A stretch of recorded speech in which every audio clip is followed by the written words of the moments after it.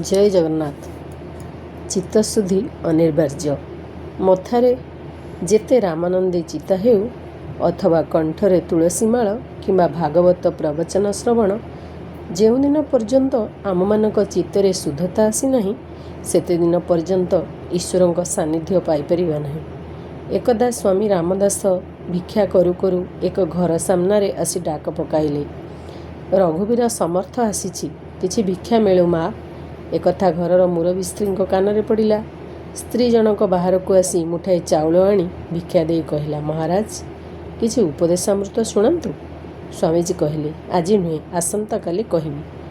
द्वितीय दिन स्वामी रामदास पुणी से घर आगे पुनः डाक छाड़िले, रघुवीर समर्थ केउ आड़े गल माँ। संजोगवशत से दिन घरर से स्त्री खूब सुआदिया खीरी बादाम और काजू पकाई करिथिला। से एक छोट पात्र रे खीरी आनी स्वामीजी को कमंडलू बाहर करने अनुरोध कला।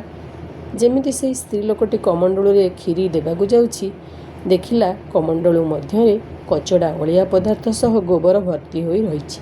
संगे संगे स्त्री लोकटी कहला, महाराज या भीतर तो अनेक अलिया जिनिस और गोबर भर्ती होई रहिछि, खीरी किभଳି देवी। स्वामीजी कहले, हाँ मु जाने ता भीतर अनेक मैला और आवर्जना सब भरी होई रहिछि, किंतु खीरी सेतिरे ही दे दियो। स्त्री लोकटे आश्चर्य होई कहला, आपण ए कौन कहउछंती? तेबे खीरी तो नष्ट होई जिवो। कृपा करी आपणको एही कमंडलू मते दियंतु, मु एहाको शुद्ध करी नै आसीबी। स्वामीजी कहले, अर्थात जेतेबेले एही कमंडलू सफा होई जिवो तेबे खीरी देबो ना? स्त्री लोकटी उत्तर देला, आज्ञा। स्वामीजी कहले, मोर मध्य एही उपदेश अटे। निज मनरे जेतेबेले पर्यंत चिंतार वर्ज्यवस्तु तथा खराब संस्कारर गोबर भरी होई रहिथिबो सेतेबेले पर्यंत उपदेशामृत पानर कौनसी लाभ मिलिब नाही। यदि उपदेश पान करिवार अछि तेबे प्रथमे निज मन हृदय को शुद्ध करिबा आवश्यक, कुसंस्कार त्याग करिबा आवश्यक। तेबे जाई प्रकृत सुख एवं आनंद प्राप्ति होई परिबो।